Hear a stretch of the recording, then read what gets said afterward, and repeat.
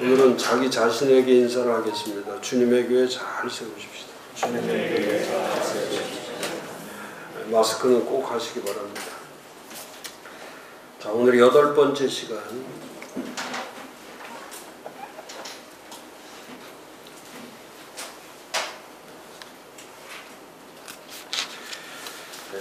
사람이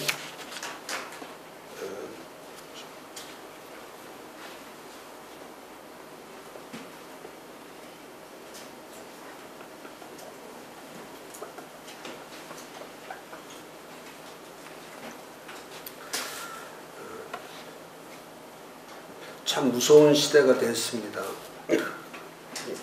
이 코로나를 거치면서 사람들이 변하는 거죠. 사람들이 바뀌고 있습니다.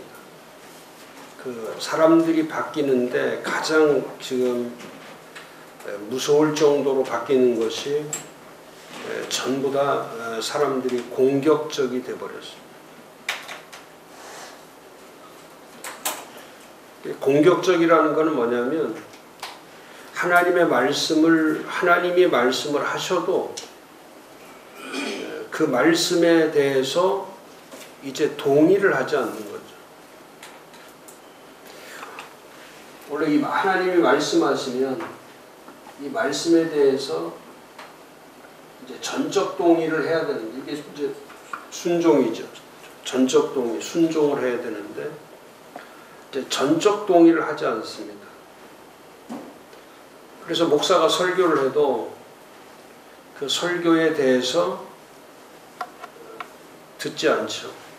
교회 나오라고 해도 나오지 않고 또 기도하라고 해도 하지 않고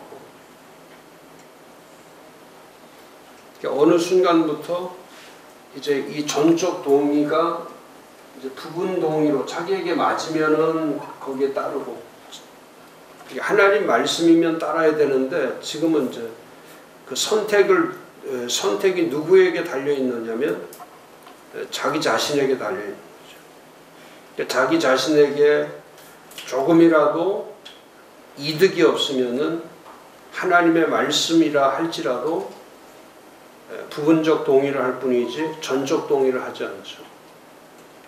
그리고 심지어는 이제 전혀 동의하지 않는 것.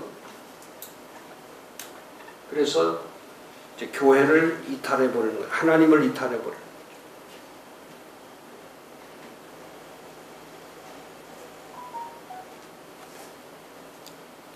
거예요. 지금 교회에 사람들이 무서울 정도로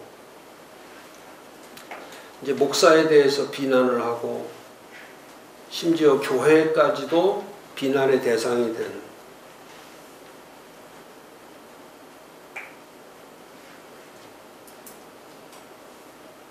이제 한국교회가 여기서 이제 한국교회 다음 주에 제가 그 강의를 할 건데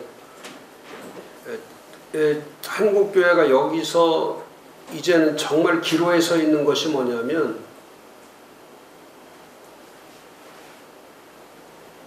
요 4-5일 사이에 한국교회는 이제 그야말로 이 땅의 존재성을 느끼지 못하는 교회 실존 자체를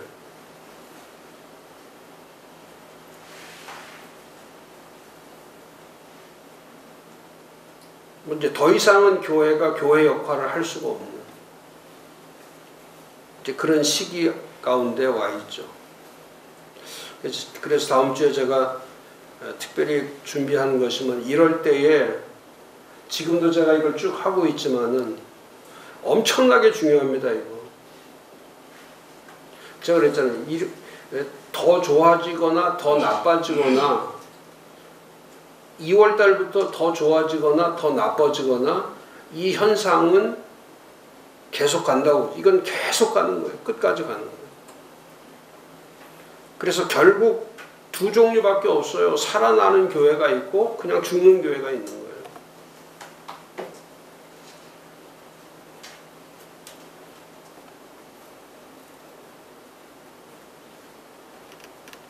지금 하나님, 저는 그런 생각하는 거죠. 하나님이 보실 때 한국교회는 충족성이 안 돼요. 이거는 하나님이 보실 때에 충족성이 돼야 이게 하나님이 이걸 이 주도적 하나님의 주권적 드라이브를 거는 건데, 이건 이제 한국교회는 목사부터 시작해서 성도들이 지금 하나님의 충족성이 안 되기 때문에, 그러니까 전부 위선적이고 외식적이고, 지금도 그 안에 제가 늘 말씀드리잖아요. 지난번에 말씀했잖아요. 이 잘못된 역사관을 가지고 있으면 잘못된 역사관, 잘못된 세계관, 이 잘못된 개념, 잘못된 이념으로 돼 있으면 이거는 절대로 이 사람들은 바뀌지 않는다. 근데 지금은 전 국민이 똑같다니까요. 이게 전 국민이 지금 자기 자신이 피해자라고 생각을 하는 거예요. 전부 피해자. 이 피해자 의식. 그래서 지금도 살아가는 게 피해 의식 속에서 사는 거예요. 피해 의식 속에서. 자기는 피해를 받고, 우리 전 국민이 전부 그런 거예요.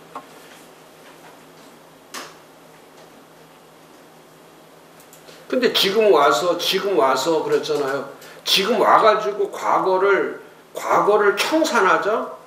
이걸 어떻게 청산합니까? 난 그런 말 하는 사람을 이해를 할 수가 없어요. 지금 미래로 가기도 바빠 죽겠는데 과거 청산하자? 그러니까 지금도 이 피해 의식, 본인이 피해자고 피해 의식 속에서 살기 때문에 지금 살아가는 게 이 피해자 행세를 하고 살아가는 거예요. 피해자 행세.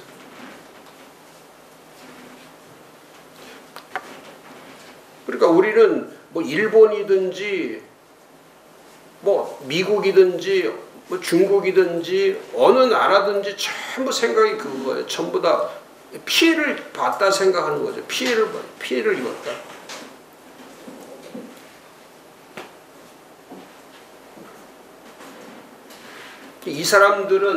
이 사람들이 가는 길은, 이거는 혐오, 증오, 원수, 복수, 보복, 이쪽으로 가는 거예요. 쭉. 그 다음에 선동. 길이 이 길밖에 없죠. 원래 하나님께서, 이따가도 제가 말씀드리겠지만, 하나님이 창조한 이 인간이 가는 길은 이게 언제나 모든 것 앞에 회개와 용서와 화해 쪽으로 가도록 하나님이 만들어 놨거든요. 인간이. 근데 이 사람들은 비인격화가 되기 때문에, 인격 자체가 깨져버렸기 때문에, 그러니까 이 사람들은 모든 걸 파괴시키기를 원하는 거예요. 그리고 자기가 전부 다 독차지하는 걸 원하는 거예요. 이런 사람들은 국가가 없죠. 국가가 없고 국민이 없어요. 국가, 국민, 인간, 이런 게 없죠. 죄책감 느끼지 못하죠. 무서운 겁니다. 증오, 혐오감, 분노. 그래서 이 싫은 감정이 있기 때문에 언제나 사람을 비난하죠. 이 분노라는 것은 순간적이에요. 이게 순간적 감정이잖아요. 근데 증오심을 가지면, 뭐 본인들이 얘기하잖아요. 자기들이 70년 동안 증오심을 품고 왔다고 하니까. 70년을 증오심을 품고 왔기 때문에 이 증오라는 것은 오래오래 지속되는 거예요.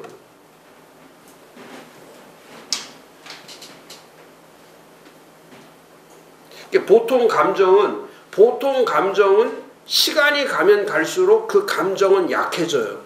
여기서 미움이 있다 하더라도, 화가 났다가도 시간이 점점 지나면 그 분노가 약해져. 근데 증오감은 참을수록 커져요. 참을수록 커져버려요. 그래서 상대에 대해서 이 공격적 공격적인 충동을 느끼는 거예요. 공격적으로. 그래서 제가 이거 써놓은 거 아닙니까? 3개월 전에 이 사회는 8번째, 사람들의 요구사항이 급격하게 공격성을 가지고 가기 때문에, 그러니까 그 떼거지로 집단적 공격성을 가지고 가니까 서로 이 복잡한 감정들, 그리고 이 피해자들이 가지고 가는 피해의식이 있는 사람의 주된 기능 자체는 뭐냐면 상대를 파괴시키는 힘이 이 안에, 상대를 파괴시키는 에너지를 키우는 거예요. 이 안에다. 그러니까 적을 만들어 놓고 적을 향해서 보복을 한다든지 복수를 하는 에너지를 여기서 키우는 거예요. 에너지를 키워. 그 에너지를 키워서 하는 일이 뭐냐면 전쟁을 하는 거예요. 그러니까 지금은 전쟁이 일어나기 전 단계를, 전쟁이 일어나기 전 단계 하는 것이 뭐냐면 국민들의 마음속에 보복과 복수하는 에너지를 만들어서 적을 만들어내기 시작하는 거예요. 누가 적이냐? 이게 정치 지도자들이 하는 그 도구가 그거죠.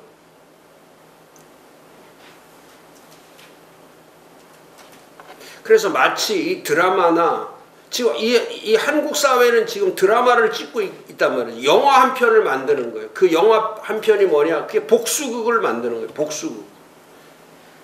그래서 나쁜 악당을 만들어가지고 그걸 형성하는 나쁜 악당 그룹을 형성시켜 놓고 그 선한 사람이 피해를 당하기 때문에 나중에 그 악당들이 하나하나 쓰러뜨리면서 복수하는 장면을 통해서 관객들은 흥분하고 마음이 환하게 만들어버리는 거. 그래서 이 보복하려고 하는 욕구가 개인 간의 관계에서뿐만 아니라 집단이나 국가 간으로 나타나고, 그래서 지금 집단적 증오감을 키워서 지금 악당을 규정하는 거죠. 누가 악당이냐? 누가 적이냐? 누가 보복의 대상이냐? 복수의 대상이 누구냐? 그러면서 인간이 가지고 있는 최소한의 동정과 연민도 없이, 이 동정과 연민이 있어야 되는데 이 동정과 연민 하나 없이, 이 포용력이 없이, 수용성이 없이 자신이 아무리 무자비한 행동을 하더라도 죄책감을 느끼지 않는 거예요. 그러니까 죄책감을 느끼지 못하기 때문에 이 증오감은 고통을 동반하지 않는 거예요. 그래서 증오를 느끼는 대상이, 적이 기쁨을 느끼면 자신은 고통을 느끼는 거고, 상대가 고통을 받으면 자기는 기쁨을 느끼는 거고. 그러니까 누군가가 코로나를 걸리면 잘 걸렸다. 이거 잘 걸렸다. 그리고 그 걸린 사람들을 악당으로 모르고, 그리고 복수극의 드라마를 한 편 찍어서 관객들을 흥분하게 만든.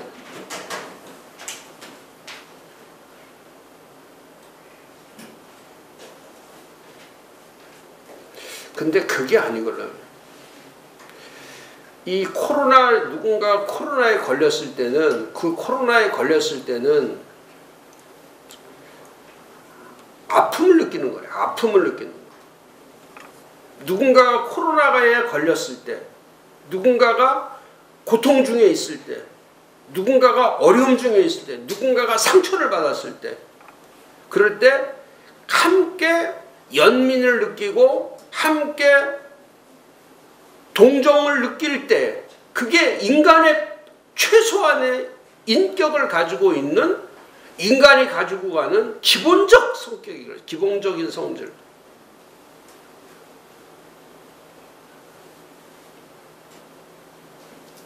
근데 그걸 병이 걸리고 문제가 터지고 사고가 나면 그걸 파괴의 출발점으로 보는 거.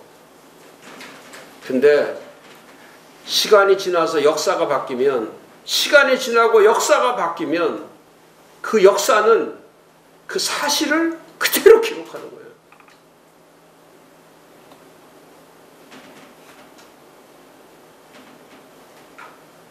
그래서 이 과거의 죄수가 되지 마라. 과거라는 것에 걸려드는 죄수가 되지 마라. 이 분노의 죄수가 되지 마라. 증오의 죄수가 되지 마라. 저주의 죄수가 되지 마라.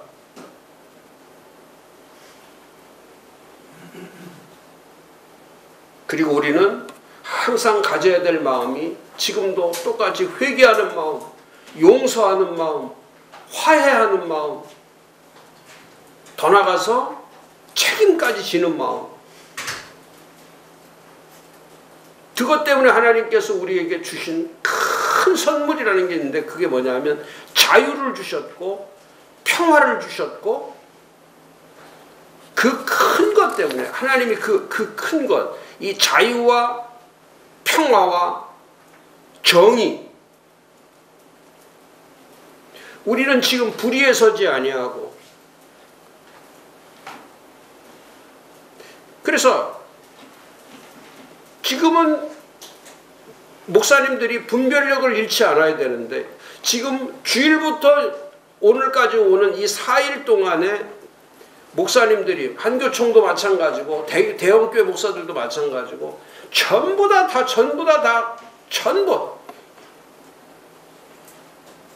하나님에 대한, 하나님을 두려워할 줄도 모르고,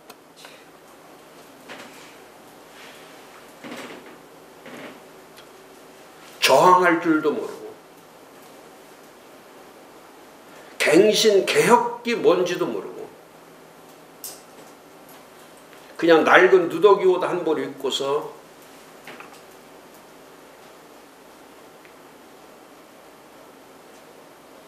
이렇게 52,000 교회를 이렇게 만들어 놓는 거예요. 자기들의 몇 교회가 중요한 게 아니거든요. 한국의 52,000 교회가 중요하다. 52,000 교회가 얼마나 중요합니까? 목사 10만 명이에요. 목사가 10만 명. 목사는 4-5명이 목사 10만 명을 다 죽여버릴 수가 있는 거예요. 교회 3-4교회가 한국교회 52,000 교회를 다 불들일 수 있다니까. 그렇게 해놓고도 책임감을 느끼지 못하고 회개도 하지 않고,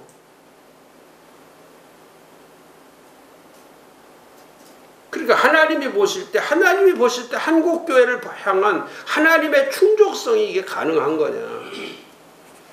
제가 이번에 컨퍼런스 준비하면서 10월 달에, 하여튼 어쨌든 10월 12일 날 컨퍼런스 날짜인데, 컨퍼런스 준비하면서 제가 여러 자료들을 갖고 준비를 하다가, 제가 미국 자료들을 좀 찾아봐야 되겠다 하고선, 코로나 이후에 미국 교회의, 코로나 이후 미국 교회가 가고 있는 미래 목회 전략이 뭐냐. 그래서 그런 책들을, 이 코로나와 관련된 책들을 제가 쭉 찾아갔는데, 지금 나와 있는 게 한 50종에서 60종 정도 나와 있는데, 이제 오늘이나 아니면 내일 이제 그 책들이 여기 올 건데, 제가 그 책들을 2-3일 동안 쭉 훑어보면서, 어떤 거는 이북으로 나와 있고, 그런 자료들을 쭉 보면서 느끼는 것이, 제가 그 책을 보여드릴 겁니다.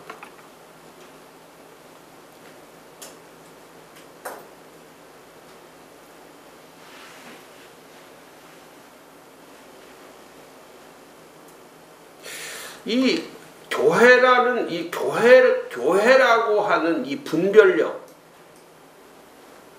그리고 우리는 교회에 대한 분별력이 떨어지는 거예요. 근데 그런 책들은